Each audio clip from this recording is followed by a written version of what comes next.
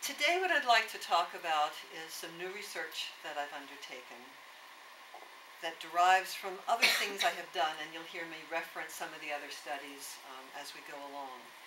What I'm interested in is not so much the specifics of the language we use when doing electronically mediated communication, although there are pieces of that, but rather what that kind of communication does to us as individuals, as social beings, as thinking beings. The title of my presentation is Consequences of Connection. Connection is supposed to be good, right? Loneliness, reading, you may say, what? And robots. Bear with me. I'd like to begin with three what I'll call conversational vignettes. What I'm going to be presenting is a little bit intricate because it's a fairly broadly structured, with lots of details to it, argument. What I hope I've done on the PowerPoint is to reiterate what the terms of discussion are as we go along, so you won't lose the thread. In the olden days, I would have given you a printed handout, so you could see the structure of what I'm doing. I hope by my reiterating what the issues are, I'll accomplish some of the same. So the first vignette has to do with something with two people together. Another has to do with reading, and a third has to do with robots. All right, the first scenario. This actually occurred about a month ago when I was riding the Washington Metro. You see a picture of it, not very large, but there it is. It's a subway system. I'd just gotten on the subway, heading downtown. In the seat in front of me were two women, probably in their mid-20s, early to mid-20s. One of them was looking at her phone, and the other was desperately trying to get the attention of the first person. The reason she was desperately trying to get the attention, but not always succeeding, without tapping her on the shoulder, is because both were profoundly hard of hearing and used American Sign Language. So think about it. You've got your phone in your hand, and you're going like this. The other person is trying to talk to you, but without your eyes looking at that other person. In this case, she couldn't see. So she kept tapping her on the shoulder and signing, and the person would look up a little bit and then back at the phone, and then she'd tap on the shoulder again. And it was just fascinating to watch what happens when you are co-present with another physical being, but your mind is with someone or something else, which is what we do all the time when we are walking down the street with somebody else, sitting with somebody else, and on our phones. So we have a multitasking challenge. The challenge with American Sign Language was abundantly clear to me. I would have taken a picture if I could, but I decided that was not proper. But we do the same kind of thing even if we have full hearing abilities, because our minds are somewhere else at the same time we are physically co-present with the person. Okay, the second scenario, and bear with me, this has to do with internet connections, relates to what are known as social reading sites. Does anyone here know about Goodreads? I see some nods. All right. So there have been for a number of years now, almost 9-ish, 10-ish, a number of attempts to share what you're reading or the books that you own with other people.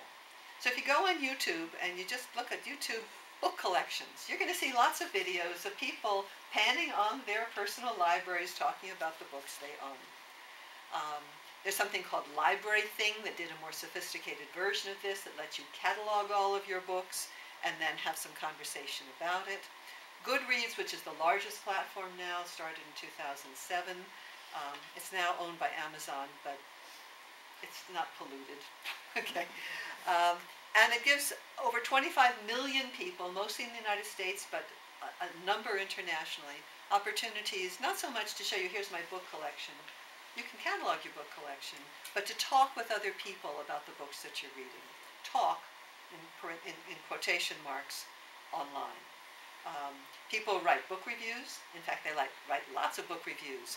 So if you read Twilight and you want to review it, that's fine. Join the other 2 million people who have put reviews online. So this is one form of talking about what you are reading, and I'll get back to that. The third scenario, again, looks very different from those two deaf women sitting on the metro in front of me, and different from social reading groups, has to do with so-called social robots. I'll define that term a little bit later, but I'll do it by extension now, giving some examples. In 2005, I was at a Japanese World Expo held in Aichi Province, or Prefecture, and one of the things, and there were a lot of robots then, because the Japanese had been big in building various sorts of robots. One of the robots they had was a receptionist robot, and here she is. I met her. Well, met? Yeah, I met her. And she looked like a 1960s or 70s airline stewardess. A little outdated, but anyway. She could do speech recognition for English, Japanese, and Korean. And you could ask a question, where do I find Paro, the baby seal robot? I'll get to Paro a little later. And if I asked in English, she would answer me in English. It's in Pavilion 32, go right, walk, whatever. Okay. More recently, there was a movie called Robot and Frank. If you have not seen it, do. And there you see a picture of Frank. Frank is getting a little older. His children are worried about him. He doesn't want to enter a home where people would take care of him. So he said, I'm independent. So they get him a robot. There's Robot. And then they're up to some interesting capers, namely pulling off a robbery. But that's another story. Go see the movie.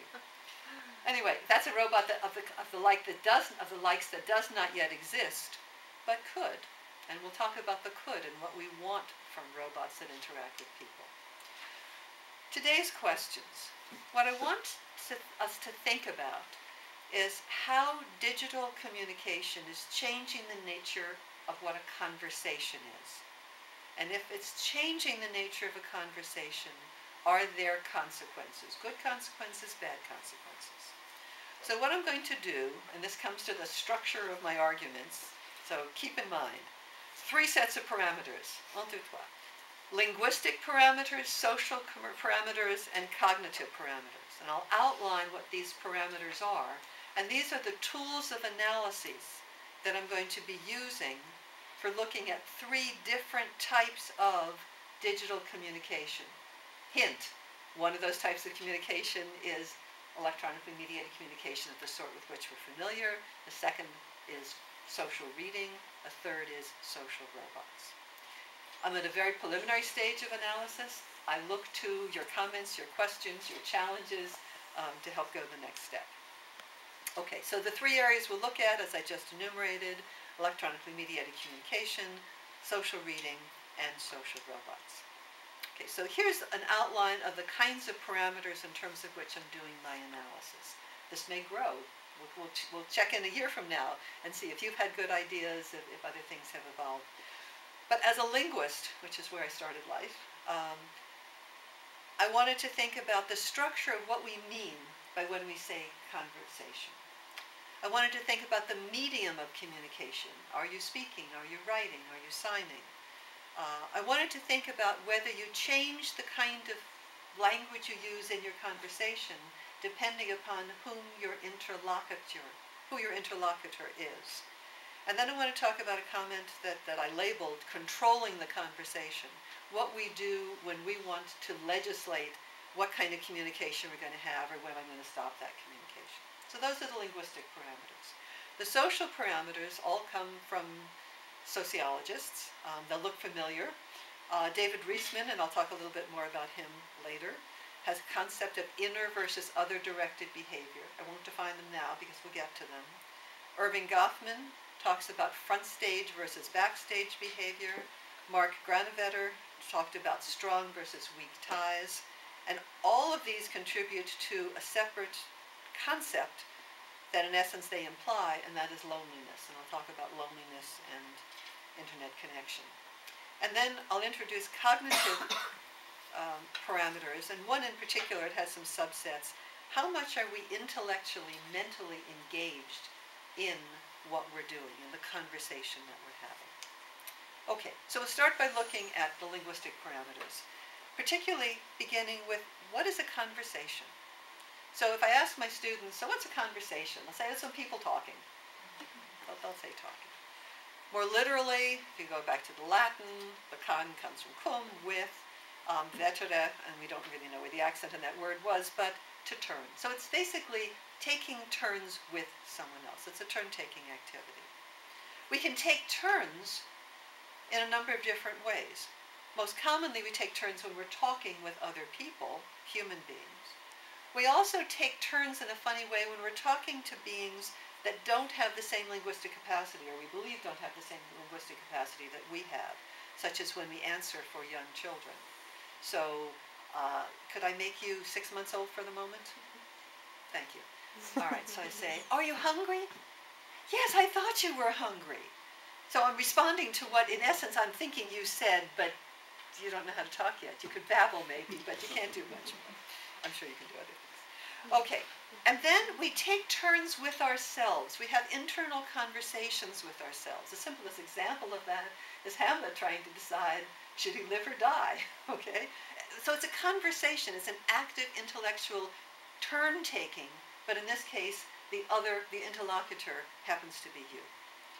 Another way of thinking about conversations has become very, I don't want to say popular, standard within the linguistic, particularly the sociolinguistic literature, the discourse literature, is to talk about conversational maxims coming from the philosopher of language, Paul Grice.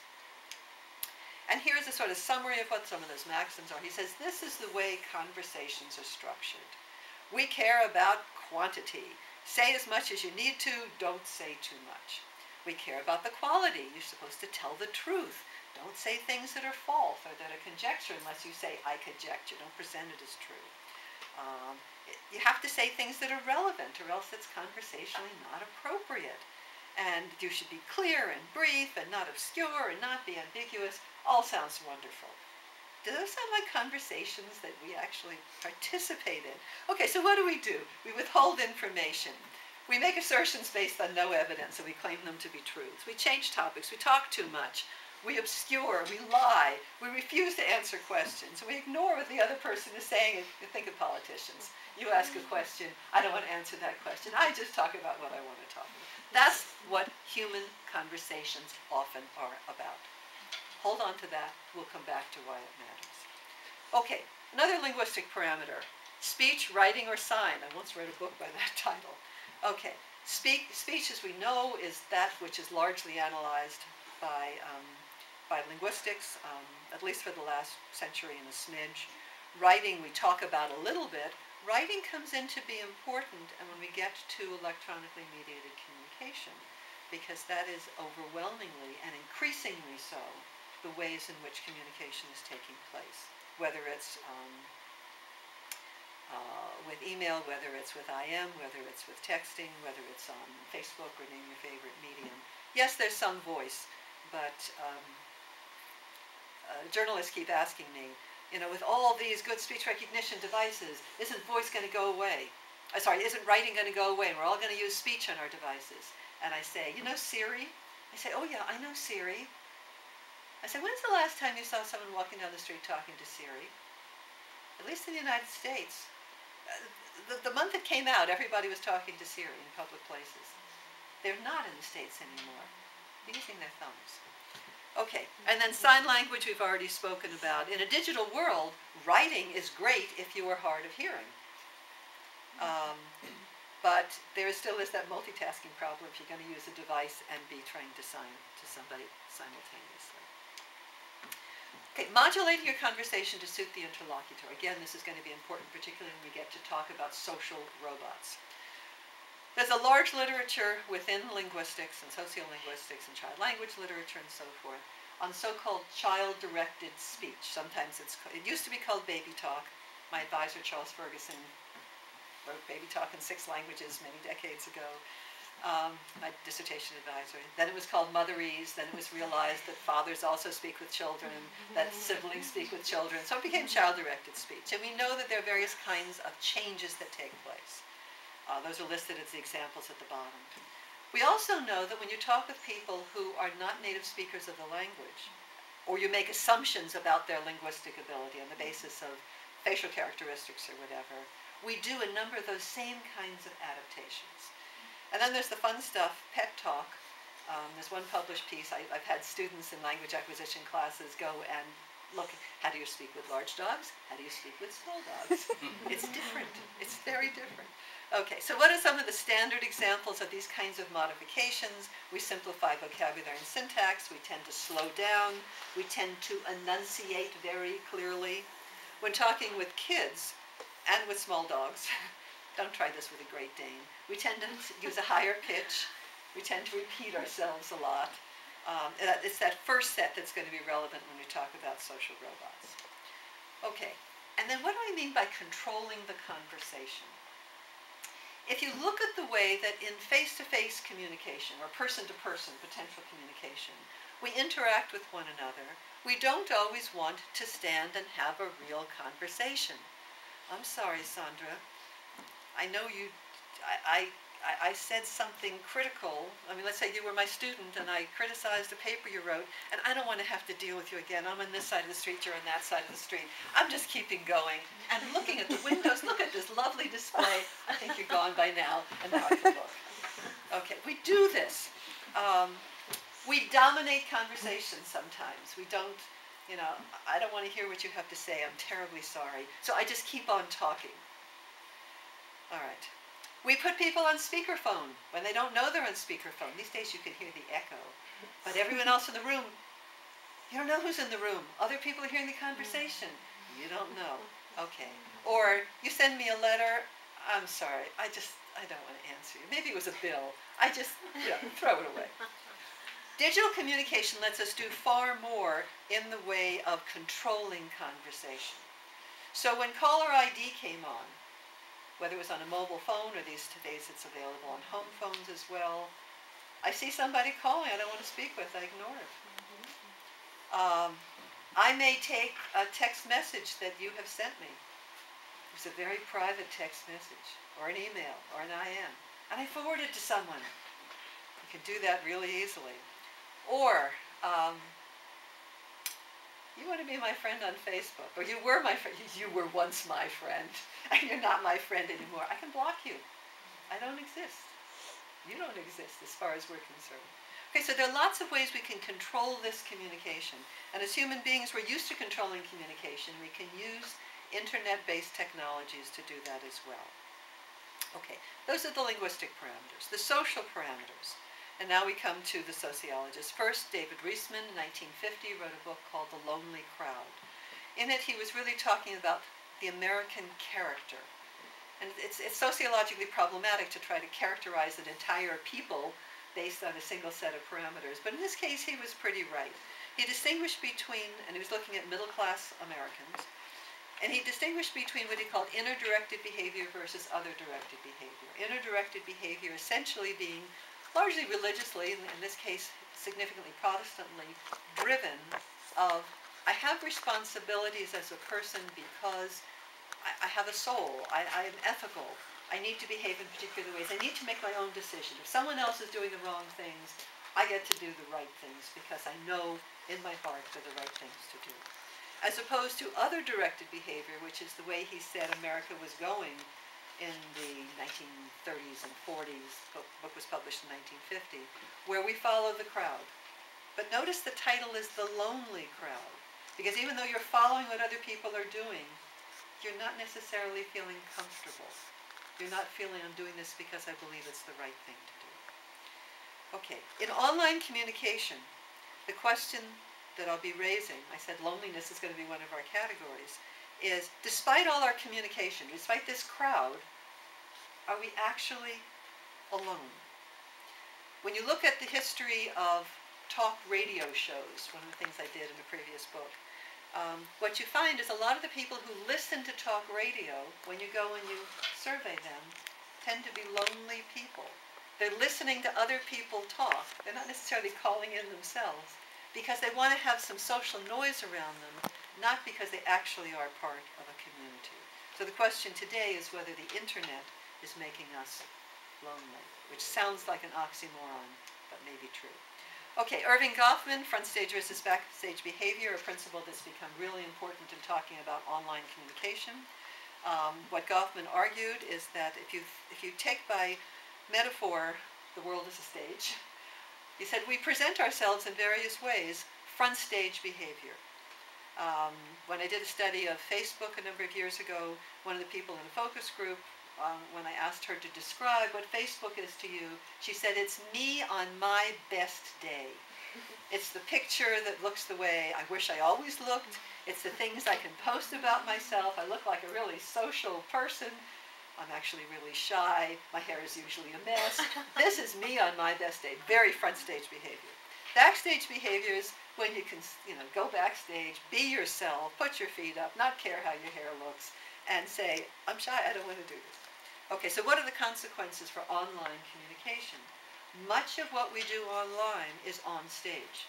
And therefore, the more that we have our communication being online communication, where we are not face-to-face, and sometimes not synchronous, the more we are engaged in staging ourselves, which may or may not be the best way to live if so much of your life is done that way. Okay, strong versus weak ties, a concept that came from Mark Granovetter, another sociologist. Granovetter was interested in that point in time at looking at what was happening in social theory. Social networking, this is not computer networking, this is just people getting together, tended to look at dyadic relationships. And he said, you know what, we also have, which may be strong relationships, and he said we also need to look at those weaker relationships with groups of people that you don't have a lot of communication with. You don't have, you wouldn't lend them €1,000, €5 maybe, not 1,000. But we need to look at that. And as online communication has grown, this notion of strong versus weak ties has become an important concept because internet communication allows us to build a lot of weak ties. The question is, are we undermining our strong ties? And there's a lot of debate on that. Okay. This notion of loneliness, which I said has to stand by itself, all alone, if you will. Sherry Turkle, a psychologist at the Massachusetts Institute of Technology, who happened to have been a student of David Reisman, quotes Reisman as having said, if you don't know how to be alone, you only know how to be lonely. So think about inner-directed behavior. Think about what happens when we don't know how to be alone. I'll give you some examples of that in just a moment. So does the internet make us less alone or lonely? Or does it make us live in a lonely crowd? So in a cross-cultural study I did a number of years ago on mobile phone use in different parts of the world, I asked, what do you like most, what do you like least about using your mobile phone and so forth. I asked, what are the first 3 words that come to mind when you think about mobile phones? And very, very heavily, particularly in Europe, because Americans weren't using mobile phones that much quite yet when I did the study. This was in 2007, 2008. What they would say is killing time. That's what I do. That's what I think of when I think of my mobile phone. I can use it to kill time. So I'm waiting for a bus. I don't want to have to be by myself. So I'll send you an SMS. I wouldn't have sent you an SMS if I were doing something else. There's nothing I really needed to say, but I don't want to be by myself just standing there. So I'll do some stuff. Or in the United States, what you do is you talk on your phone. We've now changed to texting, but we used, you had to pay for the talk anyway, so I guess it was a different pricing system. I gave a couple of guest lectures over the last 2 years in a digital citizenship class in my university, American University. And one of the questions, I gave them a little survey before I came and gave the lecture. And I said, when was the last time you were bored? When was the last time you were alone? And what did you do about it? Overwhelmingly, they don't want to talk about having been alone or bored because that suggests that they're not socially popular. But so they'll say 5 minutes ago, a month ago, once. What did you do? I pulled out my device. I pulled out my smartphone. I called. I played a game. I did something rather than look at people, rather than read a book, rather than look at the scenery. I always had to do something. Okay. Cognitive parameters, level of intellectual engagement. The issues I want to think about here are how much effort are we putting into our communication? How much are we reflecting? And how much are we concentrating? And that will have a lot to do in what I'll talk about today with reading. Okay, a little bit of background. You know most of this, so I will just zip on through. Early communication tools, the rise of computer-mediated communication. I tend to call it electronic mediated communication because, yes, this is a computer, but your phones, well, they have sort of computers in them, but they're phones, or they were. They're digital communication, they're digital devices. And then, is electronically mediated communication real communication? I'm going to skip the growth of the written word, the growth of the spoken word. You know most of that. If you want to come back, you say, Penny Post, what was that? I'll talk about it later. We can do that in questions, because I want to save the time for the structure of what I really want to talk about today. Okay, difference between computer-mediated communication, electronically mediated communication just means many devices. And it could be speaking on a mobile phone as well. The move from desktops to laptops to mobile phones and tablets, so forth, the growth of social communication online, and new forms, this is what I want to talk more about, new forms of digital social communication. Social reading is a form of online communication. But it also relates to reading. What happens to reading when you do it online? And then social robots. Some fascinating data that I got from the study that I did 2007-2008 on mobile phones. I said, what do you like least? What do you like most about using your mobile phone? For what they liked least, several Japanese students said it's not communication. So, communication through keitai meru, keitai is the Japanese name for a mobile phone, and email there, or meru, is essentially what SMS texting is. Not exactly in terms of transmission, but it's close. Okay, communication through keitai mail can trick people's minds as if they were engaged in real communication. But they're not. In some cases, mobile phone communication can lack substantial contents, meaning you're not really talking about anything that matters. This is not what communication means to me. An Italian student said, SMS on mobile phones is replacing communication in the literal sense of the word. They could have said anything. They could have said, I don't like pink phones. They could have said dead zones. They could have said anything at all. But what surprised me is how many said this isn't real communication. Okay, the three scenarios, this is my repetition slide that I want to talk about, is some of the consequences of electronically mediated communication, consequences of social reading on screen, and consequences of working with social robots. And I'll look at those in terms of the relevant parameters, linguistic, social, and cognitive. Okay, preview. Here's what I'm going to say about electronically mediated communication. I'm going to come back to each of these in turn, but you see it's not all the parameters. These are the tools I'm going to use in talking about electronically mediated communication. Okay, a little bit of background. Back in the day, early hacker culture, at least in the United States, in the 1970s, the 1980s, these were the days when particularly research institutions such as MIT, such as Carnegie Mellon, such as Stanford, had heavily male people working alone in the basements through the night, and the next day they'd call in for pizza, whatever. And there was a real social concern that these people are going to be becoming socially isolated. Individuals who were starting to get first dial-up connections were doing the same thing, and there was a lot of worry about teenagers who were sitting at home for the entire weekend, not moving. Mom could bring food down maybe, but that was it, and only being by themselves on their computers, either connected or playing some version of games by themselves. Along comes Seymour Papert, a psychologist at MIT. He was the inventor of the language Logo, which you may have heard of. He also invented something called Turtle Graphics, which was a program based on Logo for little kids. I mean, really little, so sort of 5, 6, 7, 8 years of age. And the idea was to have this actual turtle, which was the computer that moved around on a tether, connected up, and you would write very simple programming in this Logo language and get it to move and to be able to draw. And then later the whole thing was available on a personal computer when personal computers came around. And you could make geographic shapes. And it was to teach you a little bit of programming, a little bit of geometry, but to have you work collaboratively. So he said, no, you're wrong. We can collaborate when we use computers. Okay, early connectivity that people could use in a more sophisticated way. First ARPANET and then Internet. Okay. This background you know about again, so I'll go quickly in terms of how we developed various kinds of electronically mediated communication, a kind of timeline for it. and then the social aspects of computer-mediated communication with online friendships. Again, a kind of chronology. We can come back to any of this later if you want to. Facebook, in the most recent count, has over 1.3 billion users in a world of slightly over 7 billion.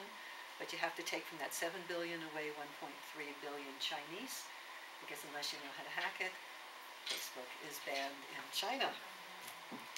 Yes. Okay, linguistic consequences. Well, one of the things we know is that written communication rather than verbal communication is what is dominating.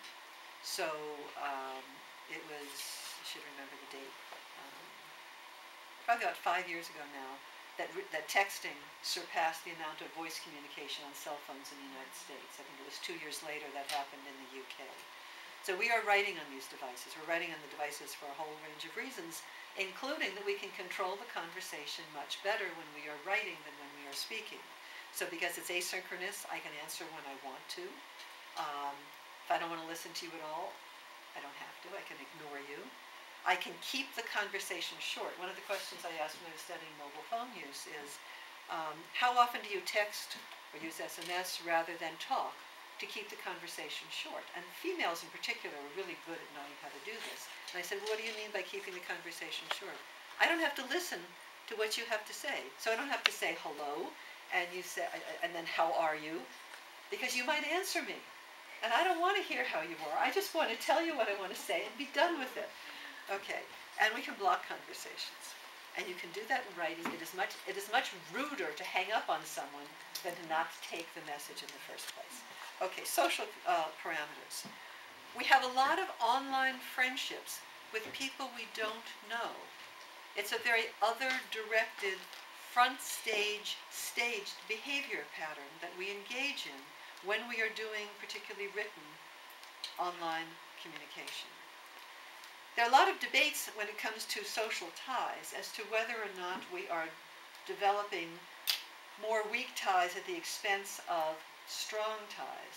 There are these general social surveys that are done. I can speak for Canada, I can speak for the United States, that used to say, how many really close friends, that do say still, how many really close friends do you have?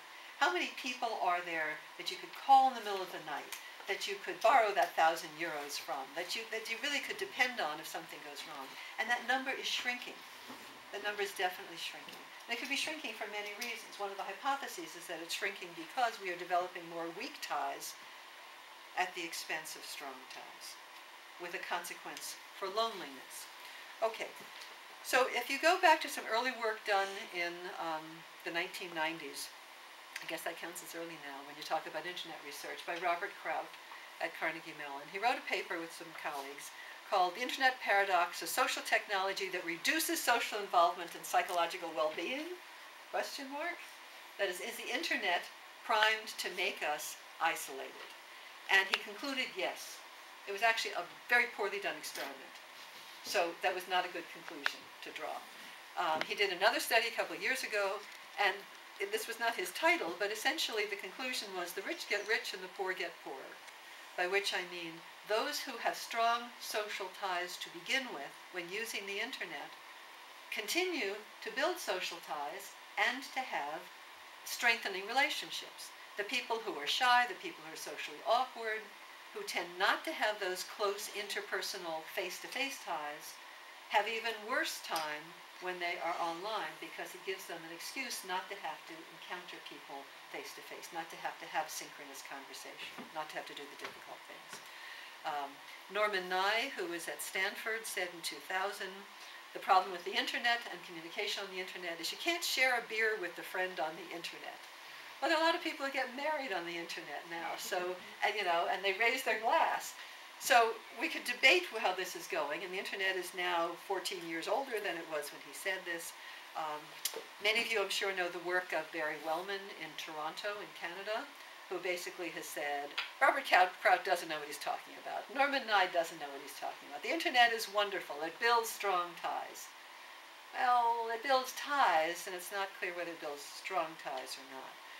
He, Barry Wellman, and Lee Rainey, who runs the Pew Internet and American Life project in Washington, D.C., recently wrote a book called Networked, the new operating system, where they argue that no longer do we have social groups built on geography or built on shared profession, but on the basis of with whom we choose to communicate.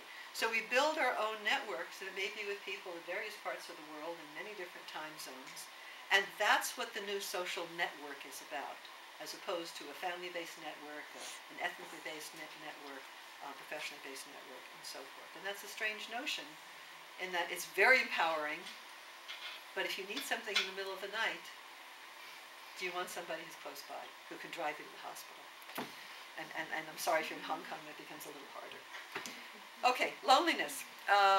The unfortunately late Clifford Nass, a wonderful, wonderful communication sociology person who was at Stanford, did a fascinating study with his students a couple of years ago with 8 to 12-year-old girls.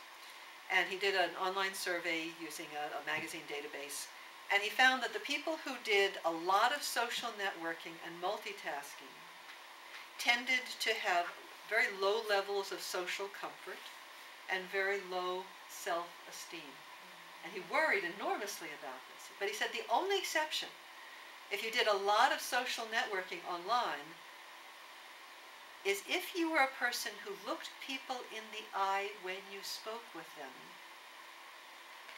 you were immune, you were vaccinated from the negative social consequences. So you had to have, it's like the rich get rich and the poor get poorer. You had to already have a strong sense of social self. And if you had that, you could have a lot of online communication. If you didn't have that, you may have real problems as you get older. Let me just drop down to Stephen Marsh at the bottom. There's an article that came out in the magazine The Atlantic in May 2012. If you haven't read it, it's online, it's free, go find it. It's called, Is Facebook Making Us Lonely? And Facebook was a stand-in for everything on the internet, really, and social networking being one example. And what he argued is that, I'll just quote, we live in an accelerating contradiction. The more connected we become, the lonelier we are.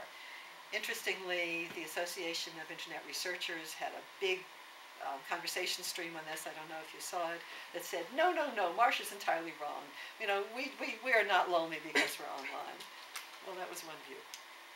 Okay, Marsh goes on, Facebook denies us a pleasure whose profundity we had underestimated, the chance to forget about ourselves for a while, the chance to disconnect. And forget about ourselves there doesn't mean we forget about who we are, but we forget about having to always have this front stage behavior with others. Again, remembering Riesman, if you don't know how to be alone, you are only knowing how to be lonely. All right, then this transition that I'd like to make, or the segue to on-screen reading. I'd like to move from a digital social network where you're communicating with other people that you know or that you sort of know, to being connected with an audience you don't know. And on-screen reading platforms is a beautiful example of that. And I'll talk about some social parameters and some cognitive parameters. All right. So there have been people getting together to talk about books for a very long time. You can trace the history of coffee houses in London. Bookshops used to have reading groups in them. Benjamin Franklin put together the equivalent of a book reading group and so forth. Today there are book groups, at least in the United States, overwhelmingly the face-to-face book groups are female, not entirely, but overwhelmingly. Overwhelmingly, they have at least as much of social function as they do a reading function. And most of the things that are read in these book groups are what we'll call mid-brow, you know, not highbrow, not lowbrow, mid-brow, fiction. All right. So moving now from face-to-face reading groups to online networks, we talked a little bit about Goodreads. There are other kinds of platforms that are just coming available. One is called Zola, that actually exists now. Librify, they keep threatening to launch, but they haven't yet. And it's ways of having reviews, ways of being able to connect up with authors, ways of being able to have your physical book club, have an online presence, and that kind of stuff. Let me talk just a moment about individual reading that you think you're doing, but it's really social reading. How many people here have an Amazon Kindle? Okay, anybody have a Kobo? All right, these are e-readers of varying sorts. Amazon Kindle lets you have social reading in the following way if you would like. You can underline, you can annotate, and if you want, you can share with other people. So if you look at what other people have highlighted in your ebook, even before you read the page, it's like buying a used book where someone has underlined or annotated. You get to see what the other people have to say before you get to decide yourself what you think.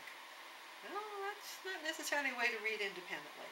My favorite is Kobo, which is a version of a competitor with the Kindle. Has what it calls the pulse indicator.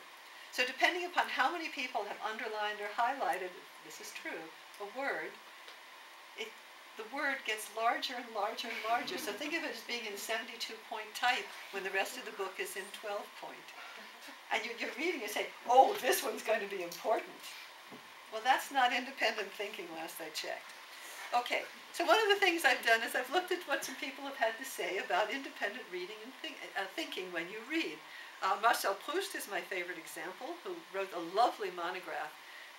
It's in French or it's translated into English, and I can't speak for Portuguese or Hebrew or Dutch. We could go down the line. Anyway, it's called On Reading.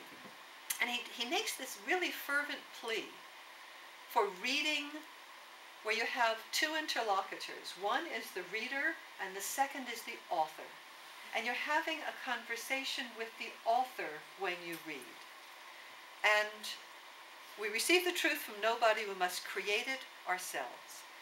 When you talk with a friend about the book, our conversation with the author dissipates. And he says, that's okay to do once you have really thought for yourself, what do you think about this?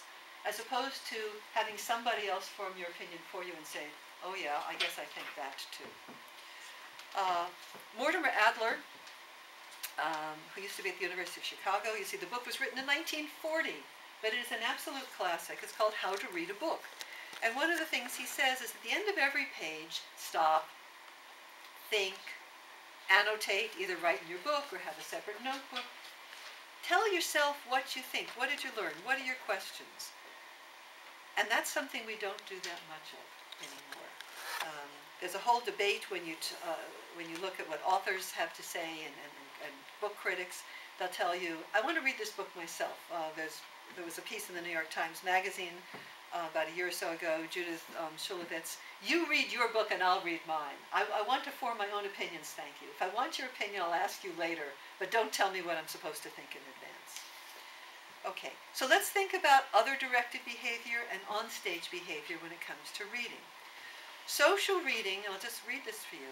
Social reading on screen, it privileges conversations with people with other people over your conversations with the text's author and with yourself. Because you're so into on-stage behavior of presenting yourself, of staging yourself, so other people know, oh, this is what you think, that you don't focus on, well, this is what I think. So if I write something and you don't like what I say, either I could have a big fight with you, or I could write in such a way where you'll say, oh yeah, that's right, because you agreed with what you already posted, okay? So it's a different sort of activity from I get to be an independent thinker. All right, cognitive consequences. This is what worries me most, because I do a lot of work on reading and how we read on screens as opposed to how we read in hard copy. I just finished a book on that. Okay, how much effort do we put into reading? How much do we engage with the author? How much do we pause and ask what we read? How much do we reflect? How fast do we read? How often do we reread? And my studies essentially show how much do we concentrate? How much are we tempted to multitask? And my studies show overwhelmingly, pick your favorite country. We have the United States, we have Japan, we have Germany. I just got data from Slovakia. Concentration is far, far better done. This is from university-age students. Concentration is far, far best done reading in hard copy. Rereading we tend to do in hard copy. We tend to read quickly when we read on screens. We tend to, if something is long, the preference is to read it in hard copy. But the digital industry is pushing us to do everything online. And there's a real contradiction going on there. And I argue elsewhere that this is changing the nature of what it means to read. It's becoming a fast, get-through-it activity. Okay, social robots, the third of my examples of conversation. With digital communication, plus advances in robotics and in artificial intelligence, we're increasingly having conversations, quotation marks, with computer-driven programs and hardware. So it might just be a program like Siri, which is not embodied, or it might be that receptionist robot, or there are lots of other robots being built that look very human, thank you, and creepy in that sense because they're not humans.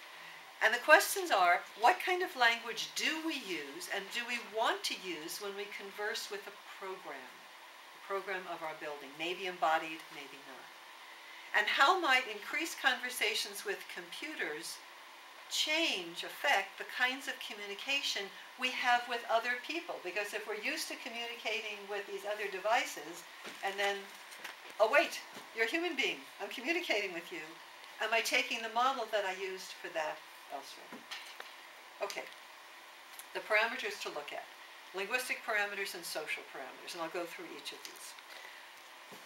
First, a couple of definitions. A robot is basically a machine that can be programmed to do work that's autonomous of human control. So you can have a car painting robot, a fence painting robot, or whatever.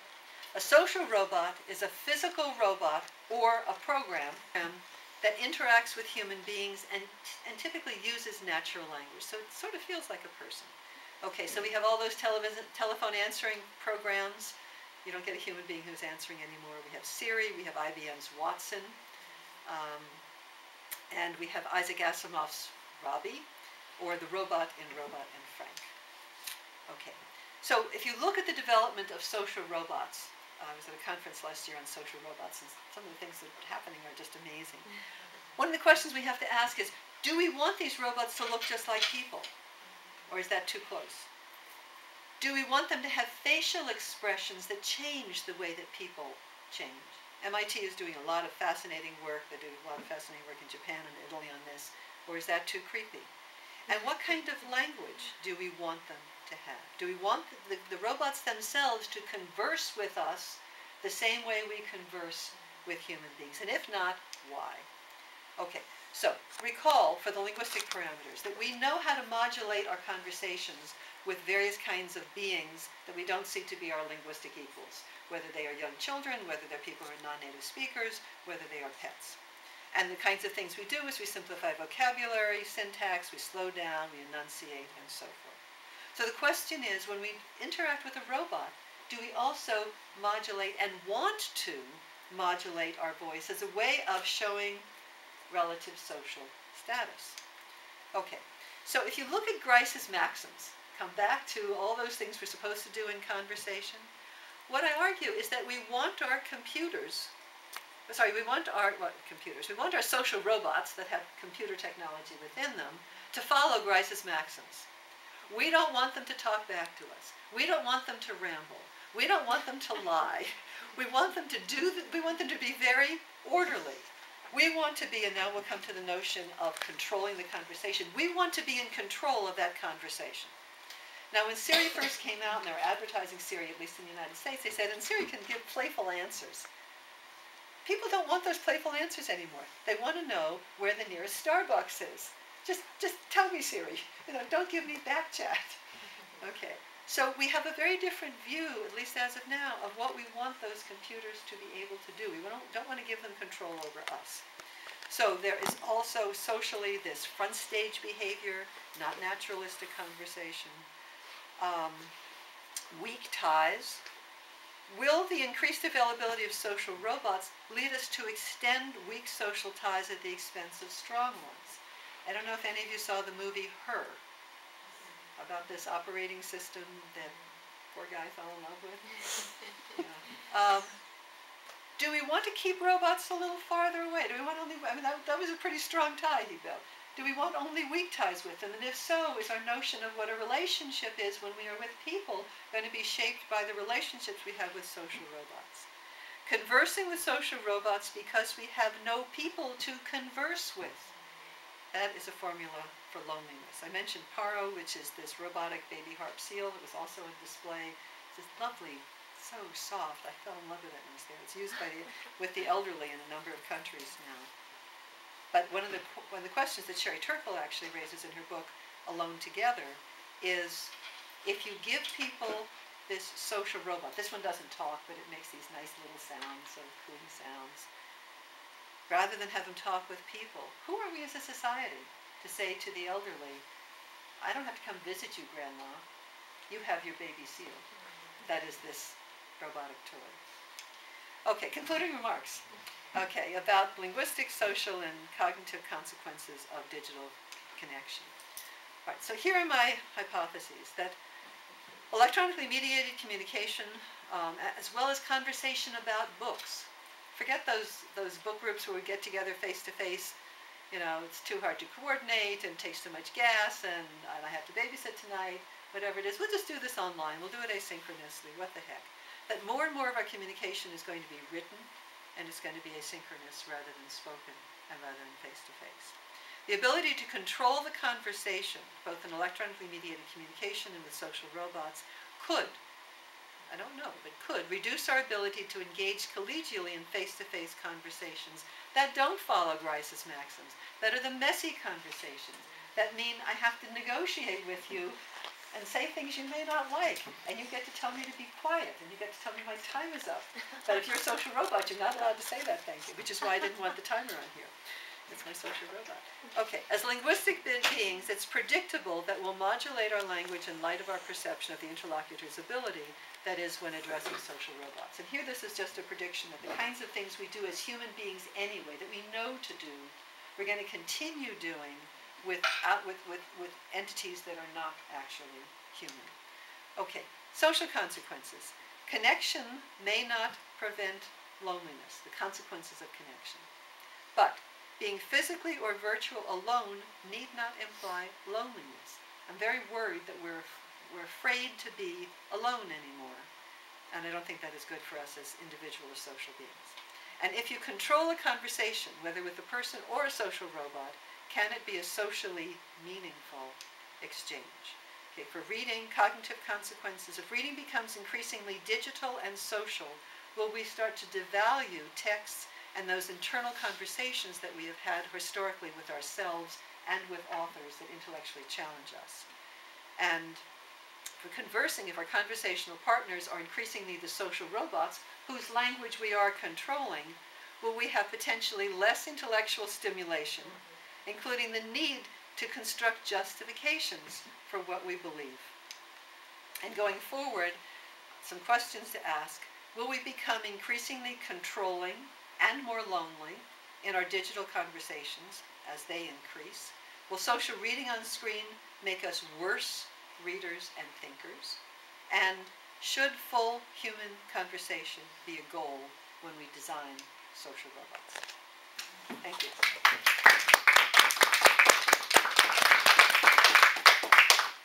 Well, thank you so much, Naomi, for such an exciting